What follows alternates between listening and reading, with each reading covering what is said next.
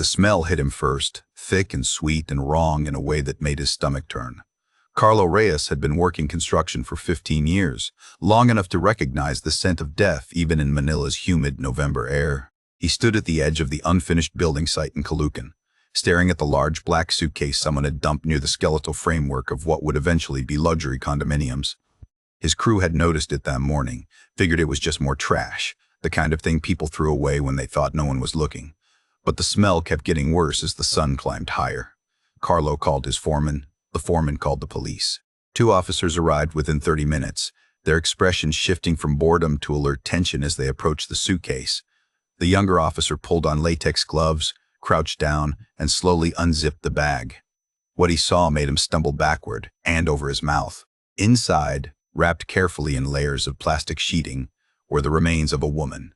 Her body had been dismembered with precision, packed efficiently like someone solving a logistics problem. But her face was still intact, still recognizable despite 5 days of tropical heat working on dead flesh. She looked like someone's mother, someone's friend, someone who'd had a name and a life and people who loved her. The crime scene tape went up within the hour. Homicide detectives arrived, photographers, forensic teams. They worked methodically in the oppressive heat, documenting everything, trying to give this woman her identity back. In her wallet, found tucked into a side pocket of the suitcase like an afterthought, they discovered her driver's license, Maritza Santos, 42 years old, address in Quezon City. In the photo, she was smiling. 2 months earlier, Maritza Santos was alive and lonely in ways that felt like they might last forever. She sat at her desk on the 14th floor of a real estate company in Makati, processing paperwork for property sales she'd never be able to afford herself. The office hummed with the usual sounds. Keyboards clicking, phones ringing, her coworkers discussing their weekends with the easy contentment of people whose lives felt full. Maritza smiled when expected, contributed to conversations when required, but mostly she felt invisible in the way middle-aged women often become, not unpleasant, not unwanted, just unseen. She was competent at her job, had been there for 12 years, earned enough to maintain her small 2-bedroom apartment in Quezon City and send occasional money to her elderly mother in Pampanga. Her supervisor appreciated her reliability. Her coworkers liked her well enough to invite her to office birthday celebrations where she'd stay for exactly 1 hour before making polite excuses to leave. She had a life that looked fine from the outside. Stable, respectable, safe. But Maritza felt like she was disappearing, fading into a background she'd never quite figured out how to step away from. Her husband Ronaldo had died 3 years ago after a long struggle with diabetes, his body slowly failing despite her best efforts to manage his medications and diet. She'd mourned him properly, worn black for a year, kept his photos around the apartment, talked about him in past tense until the words felt smooth and practiced. Everyone said she was handling it well. Everyone said time would heal. Nobody asked if she was lonely, if the silence in her apartment at night felt like it might suffocate her. Her daughter Michelle had moved to Dubai 8 months ago for a nursing position. A good job with good money that would help her build a future. Maritza had encouraged it, helped her pack, smiled at the airport even as her heart cracked watching her only child walk through departure gates. They video called weekly, but the time difference made conversations feel rushed and superficial. Michelle had a busy life full of new friends and possibilities. Maritza had evenings alone with the television on for company and meals for one that she sometimes didn't bother cooking. Her church friends were kind, but their lives had moved on in ways hers hadn't. They talked about grandchildren and husband problems and family vacations. Maritza listened and nodded and felt the distance growing. She was 42, widowed, essentially childless now that Michelle was gone, and terrifyingly aware that this might be all there was left. Work and church and the same small apartment with its familiar creaks and the neighbor's dog that barked every morning at 6. She wanted something else, not something dramatic or impossible. Just someone to talk to at the end of the day. Someone who cared if she'd had a good shift at work or noticed when she tried a new lipstick. Someone who made her feel like she still mattered in ways beyond filing paperwork correctly or remembering to pay utilities on time. It was her coworker Jen who first suggested the dating app. They were having lunch at a food court near the office, picking at pancit and lumpia while Jen scrolled through her phone. Jen was 28, effortlessly pretty, always dating someone new. She looked up at Maritza with sudden inspiration. "You should try Tinder," she said. "Seriously. My cousin met her boyfriend there. It's not just for hookups anymore." Maritza laughed, uncomfortable with the idea. "I'm too old for that. Those apps are for young people." Jen rolled her eyes. You're 42, not dead. And there are tons of guys your age on there looking for something real. You can't just sit home forever waiting for someone to knock on your door. The words landed harder than Jen probably intended. Moritz thought about it for the rest of the day, thought about it that evening in her quiet apartment, thought about it over the weekend when she had nothing to do except clean and watch television and feel the weight of her own insignificance. Monday morning, she asked Jen to help her set up a profile. They did it during their lunch break, Jen navigating the app with practiced ease while Moritz felt increasingly self-conscious. They chose photos carefully. One from Michelle's graduation 2 years ago where Moritz looked happy and younger than she felt. Another from a work event where she'd worn a nice dress. A casual shot someone had taken at a church picnic where she was laughing at something now forgotten. Jen wrote her bio, keeping it simple. Administrative professional, mother of one. Catholic, looking for genuine connection and companionship. There, Jen said, hitting save. Now we wait and see who swipes right. Moritz felt exposed and foolish, but also, despite herself, slightly hopeful. Maybe this was how people found each other now. Maybe she wasn't too old or too damaged or too ordinary to deserve another chance at mattering to someone. The first few days were disappointing. She got matches, but they were mostly younger men who seemed interested in something she wasn't offering, or profiles that looked fake with stolen model photos and broken English. She got crude messages she immediately deleted, felt her initial hopes starting to curdle into resignation. This was stupid. She should delete the app and accept that her romantic life was finished. Then David Chen's profile appeared in her queue. His photos showed a distinguished-looking man, maybe late 40s, with graying hair and kind eyes. He was well-dressed in every picture, standing in front of upscale restaurants or office buildings, looking professional and established. His bio said he was Singaporean, worked in import-export business, traveled frequently throughout Southeast Asia for work. He spoke English, Mandarin, and some Tagalog. He was looking for meaningful connection with someone genuine. Moritz hesitated, her thumb hovering over her phone screen. He seemed too polished, too successful to be interested in someone like her. But Jen's voice echoed in her head. You can't just sit home forever. She swiped right. It was a match. Her heart jumped stupidly. Within an hour, David sent the first message. Hello, Moritz. I noticed in your profile that you work in real estate. I've been looking at properties in Manila, actually. Might be relocating more permanently. Would love to hear your perspective on the market here if you're willing to chat. The message was polite, specific, interested in her professionally rather than just her appearance. Moritz felt herself relax slightly. She responded, and they fell into easy conversation. David asked thoughtful questions about her work, shared stories about his travels through Indonesia and Thailand and Vietnam. He mentioned his ex-wife briefly, said they divorced amicably 5 years ago, no children, just grew apart the way couples sometimes do. He talked about the loneliness of hotel rooms and business dinners alone, the way travel that seemed glamorous from outside could feel isolating when you lived it constantly. Moritz found herself opening up in ways she hadn't expected. She told him about Ronaldo's death, about Michelle in Dubai, about the strange grief of watching your life shrink to a size that felt manageable, but also suffocating. David responded with genuine empathy, shared his own experience of loss and starting over. The conversation stretched across 2 days, messages back and forth during work breaks and evenings at home. Moritz caught herself checking her phone constantly, smiling when his name appeared, feeling something she'd almost forgotten. Anticipation, interest, the flutter of new possibility. After 2 weeks of daily messages, David suggested meeting in person. Nothing pressure, just coffee somewhere public and safe. Moritz felt nervous excitement that made her feel young and foolish and alive. She agreed. They set a date for Saturday afternoon at a Starbucks in Bonifacio, Global City, neutral territory where she'd feel comfortable. She spent Friday evening trying on different outfits, feeling ridiculous at her age, but unable to stop herself from caring what he thought. She settled on a simple dress, modest but flattering, paired with the pearl earrings Ronaldo had given her for their 15th anniversary. She told herself this was just coffee, just meeting someone, probably nothing would come of it. But she applied lipstick carefully and checked her reflection multiple times before leaving her apartment. The Starbucks was crowded with the usual weekend mix of families and students and young professionals. Moritz arrived 10 minutes early, ordered a cappuccino she didn't really want, and sat at a table near the window where she could watch the entrance. Her phone said 2:15. David said he'd be there at 2:30. The minutes stretched. At exactly 2:30, he walked in. He looked like his photos. Maybe slightly older in person, but still handsome in an understated way. He wore pressed slacks and a button-down shirt, professional but not trying too hard. His eyes scanned the cafe and landed on her. He smiled, warm and genuine, and walked over. "Moritz," he said, "I'm so glad you actually showed up.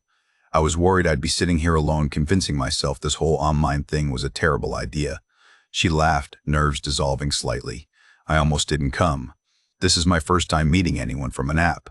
I'm completely out of my depth here." He sat down across from her, his body language open and relaxed. "We can be out of our depth together then. Fair?" They talked for 2 hours. The conversation flowed as easily in person as it had through messages. David asked about her day, about her daughter in Dubai, listened attentively when she talked about Ronaldo and the complicated grief of moving forward from a marriage that ended not through choice but circumstance. He shared stories about Singapore, about his business struggles and successes, about the exhaustion of building a life that looked successful from outside while feeling empty inside. He never pushed into uncomfortable territory, never made suggestive comments or inappropriate jokes. He treated her with respect and genuine interest that made Moritz feel valued in ways she'd forgotten were possible. When the cafe started getting too loud with the late afternoon crowd, he suggested they walk around the area. They strolled through the manicured paths of BGC, past boutiques and restaurants Moritz had never been able to afford, talking about nothing and everything. As the sun started setting, David walked her to the ride pickup area. He didn't try to kiss her, didn't ask to come home with her, just smiled and said he'd really enjoyed meeting her and hoped they could do it again soon. Moritz sat in the grab car heading back to Quezon City and felt something unfamiliar blooming in her chest. Hope. Real hope. Real hope. Not the desperate kind that came from loneliness, but the genuine kind that came from connecting with someone who seemed to actually see her. That night, she video called Michelle in Dubai. Couldn't help sharing about her date. Her daughter was cautious, asked questions about this David Chen, whether Moritz had verified anything about him. Moritz brushed off the concerns with maternal defensiveness. She was 42, not naive. She could handle herself. Michelle let it go, but Moritz could see the worry in her daughter's eyes, even through the pixelated screen. David texted that night, "I had a wonderful time today. You're even more interesting in person than I imagined. Can I take you to dinner next weekend? Somewhere nice?" Moritz typed and deleted her response 3 times before settling on something that felt right. "I'd like that very much." She lay in bed that night, her apartment silent around her, and let herself imagine possibilities. Someone to share meals with, someone to talk to about her day, someone who made her feel like life wasn't finished at 42, like there were still chapters left to write.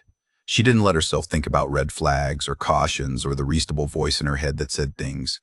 This good usually came with costs. She was tired of being reasonable, tired of being careful, tired of being alone. Moritz Santos fell asleep smiling, her phone on the nightstand beside her, completely unaware that the man who'd made her feel seen was actually someone who saw her as nothing more than an opportunity. A mark. A transaction waiting to be completed. She had no way of knowing that David Chen wasn't even his real name, that his business was fiction, that she was already becoming a ghost, even as she imagined futures that would never arrive. In 2 months, she'd be dead. But that night, she was alive and hopeful. And maybe that's the cruelest part of all. The restaurant David chose for their second date was on the top floor of a hotel in Makati, the kind of place Moritz had walked past 1,000 times but never imagined entering. Floor-to-ceiling windows overlooked the city's glittering sprawl, lights stretching to the horizon like fallen stars. The menu had no prices listed, which meant it was far more expensive than anywhere she'd normally eat. David ordered for both of them, confident and easy with the waiter, speaking a mix of English and Tagalog that made him seem cosmopolitan rather than foreign. Moritz felt out of place in her nicest dress, conscious of the other diners who looked like they belonged in rooms like this. But David focused entirely on her, asked about her week at work, laughed at her stories about difficult clients and office politics. He talked about a shipping deal he was negotiating, made it sound exciting rather than tedious. When dessert arrived, he reached across the table and touched her hand briefly. "I'm really glad I met you," he said. "It's rare to find someone genuine in this city. Everyone's always performing, always trying to be someone they're not. You're just yourself. I appreciate that." The words landed exactly where Moritz needed them to. She'd spent years feeling invisible, ordinary, unremarkable. Here was this sophisticated man telling her she mattered, that her ordinariness was actually authenticity, something valuable. She felt tears prick her eyes and blinked them back, embarrassed by her own emotion. They started seeing each other regularly after that. Twice a week became 3 times, then 4. David took her to restaurants she'd only read about online, rooftop bars where cocktails cost more than her daily salary, art galleries in Poblacion, where she pretended to understand the installations while he talked knowledgeably about contemporary Filipino artists. He was generous without being flashy, always insisted on paying, but never made her feel like she owed him anything in return. Their first kiss happened after their 4th date, standing outside a wine bar in Makati as rain started falling. David had offered her his jacket, pulled her close under an awning, and then looked at her with an expression that made her breath catch. He kissed her gently, asking permission with his body language before committing fully. Maritz kissed him back, feeling the unfamiliar rush of desire she'd thought had died with Ronaldo. They slept together 2 weeks later. David had booked a suite at a boutique hotel in Bonifacio. Nothing sleazy or presumptuous, just a beautiful room with soft lighting and music playing from hidden speakers. Maritz felt self-conscious undressing, aware of her body's age and history, the stretch marks from pregnancy, the weight she gained over the years. But David was tender, told her she was beautiful in ways that made her believe it. He took his time, paid attention to what she liked, made her feel desired for the first time in years. Afterward, lying in the expensive sheets with David's arm around her, Maritz let herself believe this was real, that she'd found something rare and good, that maybe the universe gave second chances to people who'd suffered enough. But small inconsistencies started appearing like cracks in a photograph. David never invited her to where he was staying, said he kept a serviced apartment near Ortigas for work. But it was boring, sterile, not somewhere he wanted her to see. When she suggested visiting anyway, just to understand more of his life, he deflected smoothly. You wouldn't enjoy it. Just a temporary space. I'd rather spend time in places that feel special, not corporate housing. He was vague about his business specifics when she asked detailed questions. Import-export covered a lot of territory. What exactly did he import? Where did it go? He'd talk in generalities about electronics and textiles, about connections in Shenzhen and distributors in Singapore, but never concrete enough that she could picture his actual work. When she pressed gently, he'd change the subject or turn it back on her, asking about her day instead. His phone was always face down on tables, always password protected. Once, when it buzzed during dinner and he excused himself to take the call outside, Maritz glanced at the screen and saw a message notification in Mandarin characters before it disappeared. She asked about it later, casually. David said it was just business contacts from China, nothing important. But something in his tone suggested the conversation was closed. She mentioned meeting his friends or colleagues, suggested maybe going to one of his business dinners, being part of that side of his life. David smiled and said he kept work and personal life very separate, had learned from his marriage that mixing the two created problems. It made sense when he explained it, but Maritz still felt a subtle exclusion, like there were parts of him deliberately kept locked away. Her daughter called from Dubai one Sunday evening, video chat pixelating occasionally with the connection. Michelle asked about David, how things were going. Maritz heard herself making excuses for the things she couldn't explain. The lack of specifics about his work, the way he never introduced her to anyone from his life, the fact that 2 months in, she still hadn't seen where he lived. Mom, Michelle said carefully, I'm not trying to upset you, but this sounds off. Have you Googled him? Checked if his business actually exists? Maritz felt defensive anger rise in her chest. Of course she had. She'd found his LinkedIn profile, sparse but professional. She'd seen his business mentioned in some shipping manifests online. Everything checked out enough. Besides, she was 42 years old, not some naive teenager. She knew how to be careful. I'm fine, she told Michelle, hearing the sharpness in her own voice. I appreciate your concern, but I'm perfectly capable of judging character. David treats me well. He makes me happy. Can't you just be happy for me? Michelle backed off, but the worry stayed in her eyes even through the screen. The call ended on strained terms, both of them pretending everything was fine when clearly it wasn't. At work, Jen started asking questions too. She'd been excited at first when Maritz shared about David, celebrated the dates and romance like a victory. But as weeks passed and Maritz remained vague about details, Jen's enthusiasm shifted to concern. She started doing research during lunch breaks, pulling up LinkedIn and business registries on her laptop.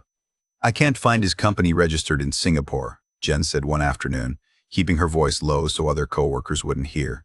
I've checked 3 different databases. Nothing for David Chen. Nothing for the business name you mentioned. Maybe it's under a different name, Maritz said. Or maybe it's registered somewhere else. Import-export companies work across borders. It's complicated. Jen pulled up his LinkedIn again. This profile was only created 4 months ago. He has like 6 connections, no work history before this. That's weird, right? For someone who's supposedly been in business for years. Marites felt her stomach tighten but pushed the feeling away. Maybe he's private. Not everyone broadcasts their entire life online. You're being paranoid. I'm being careful, Jen corrected. And I think you should be too. I know you like him. I know you want this to work out. But something feels off here. They didn't speak much for the rest of the week. Marites felt betrayed by Jen's suspicions. Felt like everyone around her wanted to sabotage her happiness because they couldn't stand seeing her move forward. The loneliness that had driven her to Tinder in the first place came rushing back, reminding her why she'd been willing to take chances in the first place. David must have sensed her mood because he was extra attentive that weekend. Took her to Tagaytay for a day trip, rented a cottage overlooking Tall Lake, cooked breakfast for her on the small stove. They sat on the balcony drinking coffee and watching fog lift off the water, and Marites felt her doubts dissolving. This was real. This man cared about her. Everyone else was just projecting their own fears and insecurities. It was during that Tagaytay weekend that David first mentioned money, not directly, not crassly, just casually woven into conversation about future plans. He talked about an investment opportunity he was considering, importing electronics from China and distributing them through Philippine retailers. The margins were excellent, he said. Low risk, high return. He was putting in his own capital, obviously, but he was looking for a partner, someone trustworthy who could handle the local business side while he managed international logistics. Marites felt a flutter of excitement. This was him, including her in his professional life, showing trust. She mentioned she had some savings, money from Ronaldo's life insurance that had been sitting in the bank earning minimal interest, about 600,000 pesos. She'd been thinking about investing it somewhere smarter. David's expression stayed neutral, but Marites saw something flicker in his eyes. Interest, maybe. Calculation. It was gone so quickly she thought she'd imagined it. That's substantial, he said. You've been responsible with it. Not everyone has that kind of discipline. We should talk more about this opportunity. I think you could potentially double that money in 6 months with the right investment. But no pressure, just something to consider. The conversation moved on, but Marites kept thinking about it over the following weeks. Doubling her money would mean security, would mean being able to help Michelle more, maybe even take early retirement someday. And doing it as David's partner would make her more than just his girlfriend. She'd be his business associate, his equal. The idea appealed to something deeper than greed. It appealed to her need to matter, to contribute, to be valued for more than just companionship. She started asking more questions about the investment. David provided details that sounded legitimate: names of suppliers, shipping routes, profit margin calculations written on napkins over dinner. He showed her photos of warehouse facilities in Shenzhen, introduced her over video chat to someone he claimed was his logistics coordinator, a Chinese man who spoke broken English and disappeared after 5 minutes. Everything felt real enough to be convincing, but vague enough that Marites couldn't quite verify anything independently. She told herself that was normal in international business, that she wasn't supposed to understand all the complexities. She trusted David. He'd been nothing but good to her for 3 months now. Why would he suddenly turn into someone untrustworthy? Jen tried one more time to warn her. They were having lunch at the food court, tension thick between them from weeks of careful avoidance. Jen set down her fork and looked at Marites directly. I know you don't want to hear this, she said, but I care about you, and I'm worried. This investment thing sounds like a scam. Promising to double money in 6 months, needing your capital up front, no verifiable business information. These are classic red flags. Marites felt anger rise hot and defensive. You've never liked that I found someone. You've been trying to sabotage this from the beginning. Maybe you're just jealous that I'm not sitting around being lonely like you expected. The words came out harsher than she intended. Jen's face closed off, hurt flickering across her features before she masked it. Fine, Jen said quietly. Do what you want. But when this goes bad, don't say nobody warned you. They finished lunch in silence. Marites went back to her desk feeling vindicated and righteous, and underneath it all, terrified that Jen might be right. But she pushed that terror down, buried it under her need to believe, under her desperation for this relationship to be everything she'd hoped. That evening, she called David and told him she wanted in on the investment. All 600,000 pesos. She was ready to be his partner, ready to build something together. On the other end of the line, David smiled in a hotel room that wasn't his, looking at a photo of his next target already queued up on a different phone. He told Marites he was proud of her courage, that this was the beginning of their real future together. He was already planning how to get her a loan, how to extract the money cleanly, how to dispose of evidence efficiently. He'd done this 4 times before across 3 countries. Merritt's was just another transaction, another lonely woman who'd mistaken manipulation for love. She'd made it easy, honestly. They always did. The invitation came on a Thursday evening in early November, right as Moritz was finishing her shift at the office. Her phone buzzed with a message from David, longer than his usual texts. He'd been traveling for work the past week, something about meetings in Cebu, and she'd missed him with an intensity that surprised her. The message said he was back in Manila and wanted to do something special this weekend. A romantic getaway, just the two of them. He'd booked a private villa in Tagaytay overlooking Taal Lake, complete with a chef service and spa treatments. They could leave Friday evening, come back Sunday, spend the whole weekend disconnected from work and stress and the chaos of the city. Moritz felt excitement bloom in her chest. This was exactly what she needed. Things had been tense lately with the investment discussions, with Jen's continued coldness at work, with Michelle's worried phone calls from Dubai. A weekend alone with David would remind her why she'd fallen for him in the first place, would silence all the doubt that kept creeping in during quiet moments. She texted back immediately. "That sounds perfect. I can't wait." His response came quickly. "Pack light. Just bring yourself and maybe something nice for dinner Saturday night. I want to spoil you properly." Friday afternoon dragged endlessly. Moritz could barely focus on her work, kept checking the clock and counting hours until David would pick her up. Jen noticed her distraction and asked if everything was okay. Moritz said she was fine, just tired, avoided mentioning the weekend plans because she couldn't handle another warning or expression of concern. At 5 o'clock, she practically ran out of the office, took a grab home to pack. In her apartment, she pulled out a small overnight bag and filled it carefully.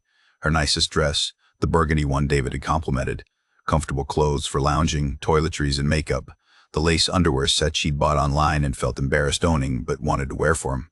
She backed her phone charger, her wallet with her ID, and the ATM card for her savings account. Everything she might need for a romantic weekend away from reality. She texted Michelle quickly, told her she'd be out of town for the weekend with David, might not have great signal in Tagaytay. Michelle responded with a string of concerned emojis and a message saying to please check in regularly, to share her location, to be safe. Moritz sent back a thumbs up and didn't share her location. She was 42 years old. She didn't need her daughter tracking her like a child. David arrived at 7, pulling up in a rented silver sedan. He looked good, dressed casually in jeans and a crisp white shirt, smiling as she came down from her apartment building. He took her bag, put it in the trunk, opened the passenger door for her with exaggerated chivalry that made her laugh. She slid into the seat feeling lighter than she had in weeks. They drove south through Manila's evening traffic, music playing from the car speakers, David's hand occasionally reaching over to squeeze hers. He talked about his week in Cebu, the meetings that had gone well, the deal that was coming together. He mentioned the investment again, said everything was progressing perfectly. They'd be able to transfer her capital into the business account next week and start seeing returns within a month. Moritz felt a flutter of nervousness but pushed it aside. This was happening. This was real. She was building a future with someone who valued her. The drive should have taken 2 hours, but they hit heavy traffic leaving the city. By the time they reached the outskirts of Metro Manila, it was past 9 and fully dark. David seemed relaxed, unbothered by the delay, kept the conversation flowing easily. But as they got further south, he missed the exit for Tagaytay. Moritz noticed but didn't say anything at first, figured he knew a different route. Then he missed another turn, one she recognized from previous trips to the area. "I think we were supposed to go that way," she said, trying to keep her voice light and casual. "Trust me," David said. "I know a shortcut. Avoids all the weekend traffic up in the main tourist area. This villa is more private, off the beaten path." The roads were getting narrower now, less developed. They passed through small barangays where houses sat dark behind concrete walls, dogs barking as they drove past. The streetlights became intermittent, then stopped altogether. Moritz felt the first real whisper of fear, pushed it down because fear felt like betrayal. She trusted David. He'd been nothing but good to her. There was no reason to panic just because they were taking an unfamiliar route.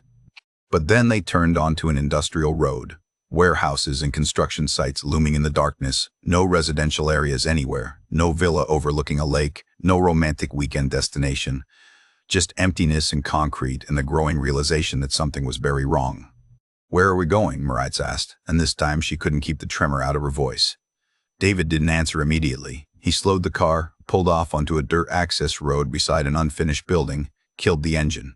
In the sudden silence, Moritz could hear her own heartbeat, loud and panicked in her ears. "Give me your phone," David said. His voice had changed completely. No warmth, no affection. Just cold instruction. What? Why? Your phone. Now. Maritz's hands started shaking. This isn't funny. What's going on? David reached across and grabbed her purse from her lap, yanked it away as she tried to hold on. He pulled out her phone, her wallet, everything. Then he opened his door, got out, and threw her phone as hard as he could into the darkness. She heard it hit something solid and shatter. The fear that had been whispering became a scream. Maritz reached for the door handle, but David was faster, coming around to her side and pulling the door open before she could lock it.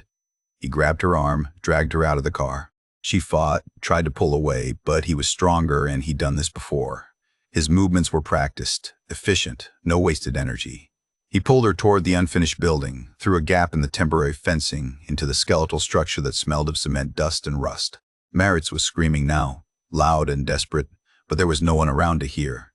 Just construction sites and warehouses, empty at night, the city far enough away that her voice disappeared into darkness. David slammed her against a concrete pillar, held her there with one hand while he pulled out his own phone with the other. His face was completely calm, almost bored. "I need your bank information," he said. "Account number, password, everything. You're going to tell me now, and we're going to transfer that 600,000 pesos. You do that, you cooperate, maybe I let you walk out of here." Maritz was sobbing, could barely breathe through her panic. This couldn't be happening. This man she trusted, who'd made her feel loved and valued, who'd talked about futures and partnerships. He'd been performing the whole time. Every tender moment, every kind word, every gesture that made her feel seen. All of it had been manipulation, a con, bait to get her exactly here. "Please," she begged. "Just take the money, I'll give you everything. Just let me go, I won't tell anyone, I promise." David's expression didn't change. "You'll give me the money because you don't have a choice. But you've seen my face. You know my methods. You're a loose end." The words hit her like physical blows. He was going to kill her. This had always been the plan. She'd been walking toward her own grave for 3 months, too desperate and lonely to see it coming. Every red flag she'd dismissed, every warning she'd ignored, every instinct she'd overridden because she wanted so badly to believe someone could love her. They'd all been right and she'd been catastrophically wrong. She gave him her account information through sobs, watched him type it into his phone, watched the transaction go through. 600,000 pesos, everything she had left from Ronaldo, gone in seconds. David pocketed his phone, looked at her with something like pity. "You made this too easy," he said. "You were desperate. I saw it the minute I matched with you, lonely widow, daughter overseas, no close friends, wanting so badly to matter to someone. Women like you, you're all the same. You think you're being smart, being careful, but you're just hungry. And hunger makes you blind." Maritz tried to run, broke away from him and stumbled toward the gap in the fence, her legs shaking so badly she could barely stay upright. But David caught her within seconds, yanked her back, and this time, when he grabbed her, his hands went to her throat. She fought, scratched at his face, felt her nails tear skin, saw blood appear on his cheek. He cursed, adjusted his grip, squeezed harder. The world started going dark at the edges. Maritz thought about Michelle, her daughter who'd been right to worry, who'd tried to warn her. She thought about Jen, who'd done research and asked questions and been pushed away for caring. She thought about her own desperation, how it had made her stupid, had made her willing to ignore every sign of danger, because the alternative was more loneliness than she could bear. She thought about Ronaldo, her quiet, steady husband who'd never made her feel like a princess but had loved her in ordinary, reliable ways. She'd taken that for granted, had spent their marriage thinking she deserved something more exciting. And now here she was, dying in an unfinished building at the hands of a stranger who'd worn love like a mask and discarded it the moment it stopped being useful. Her last conscious thought was regret.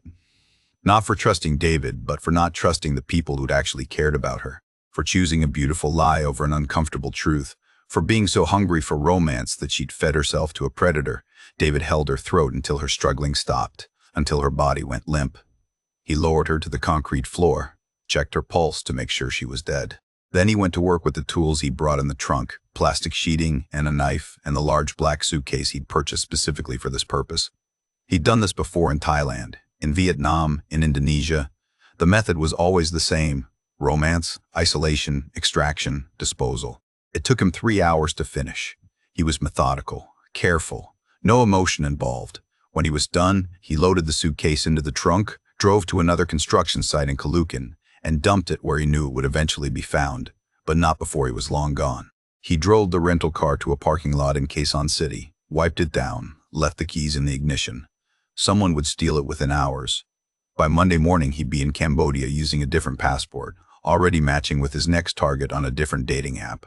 Marit Santos lay in pieces in a suitcase at a construction site, decomposing in Manila's November heat. She'd been dead for maybe 6 hours when David Chen, or whatever his real name was, boarded a flight out of the country. She'd been dead for 5 days when Carlo Reyes smelled something wrong and called the police. The investigation moved quickly once they identified her. Her co-workers reported she'd been dating someone she met online, a man named David Chen. Her daughter flew home from Dubai in shock, went through her mother's laptop and found the Tinder messages, the photos, all the evidence of a relationship that had seemed real to Marit's, but had been performance from the beginning. Jen provided screenshots she'd saved, the warning signs she documented, crying as she told police about conversations where she tried to protect her friend and been shut out. Michelle provided the sparse details Maritz had shared, the vagueness that should have been alarming but had been explained away. Police pulled David's profile, found it had been deleted the day after Maritz disappeared. They traced the bank transaction, found the account in Malaysia had been emptied within an hour and closed. They pulled security footage from the building where Maritz lived, found clear images of David, ran them through international databases. That's when they discovered the truth. David Chen wasn't his real name. He was Lu Wei, a Chinese national wanted in 3 countries for romance fraud and murder. He'd killed a woman in Bangkok 2 years ago, another in Ho Chi Minh City 18 months ago, a third in Jakarta last year. Always the same pattern. Dating apps, middle-aged women, lonely and trusting, romance that moved fast, extraction of money, then disposal of evidence. He was a ghost, a professional predator who understood that loneliness made people vulnerable in ways nothing else did. Interpol issued a red notice, but Lu Wei had vanished into Southeast Asia's complex borders and weak enforcement. Security footage showed him at Manila Airport using a different passport, different appearance, boarding a flight to Cambodia hours before Maritz's body was found. Cambodia had no extradition treaty with the Philippines. He was effectively untouchable. The funeral was small. Maritz's mother came down from Pampanga, bent with grief, unable to understand how her daughter had been taken so brutally. Michelle stood beside the casket, dry-eyed and hollow, blaming herself for being in Dubai, for not protecting her mother, for not forcing her to listen to warnings she hadn't wanted to hear. Jen attended, cried through the entire service, kept saying she should have done more, should have physically prevented Maritz from seeing him. The priest talked about forgiveness and God's mercy. Michelle wanted to scream that her mother didn't need mercy, she needed justice, and justice wasn't coming.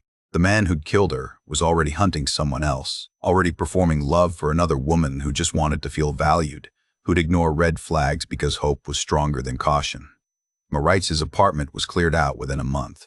Michelle couldn't stand to keep it, couldn't bear to see the small, tidy life her mother had built, the loneliness that had driven her to take chances that killed her. She donated most of the furniture, shipped a few boxes of photos and personal items back to Dubai, put the rest in storage she'd probably never open. The Tinder app was still on her mother's tablet, the chat history with David Chen preserved like a monument to manipulation. Michelle read through it once, saw how carefully he'd played her mother, how he'd identified her vulnerabilities and exploited them with surgical precision. Every compliment had been calculated. Every shared confidence had been strategy. Every moment of seeming intimacy had been performance, and her mother had fallen for it completely, had wanted so badly to be loved that she'd walked willingly into a trap anyone could have seen from outside. But loneliness made you stupid, made you willing to believe impossible things because the alternative was returning to emptiness you couldn't bear anymore. 6 months later, Lu Wei was spotted in Phnom Penh, matching with women on dating apps, using a different name but the same methods. Local police were notified, but he disappeared before they could act. A year later, another body was found in Chiang Mai, a 45-year-old Australian woman who'd met a charming businessman online. The pattern was identical. Marit Santos had wanted love. She'd wanted to matter to someone. She'd wanted to feel valued and desired and seen. Instead, she'd found a predator who understood that hunger was opportunity, that desperation made people blind. She'd swiped right on a monster, and he'd reduced her to pieces in a suitcase, another statistic in a crime that kept happening because loneliness kept creating victims and dating apps kept creating hunting grounds. Her daughter kept the pearl earrings, the ones Marit had worn on her first date with David Chen. Michelle wore them sometimes and thought about her mother, about trust and hope, and the terrible price of wanting connection in a world where monsters learn to speak the language of love perfectly. The earrings felt like a memorial and a warning. Some stories don't have happy endings. Some women searching for second chances find only people who see their hope as weakness to exploit. Marites had died believing in romance right up until the moment hands closed around her throat. And maybe that was the saddest part. Not that she'd been killed, but that she'd been killed still believing, still trusting, still hoping the man she loved was who he'd pretended to be. The truth had come too late to save her. It always did.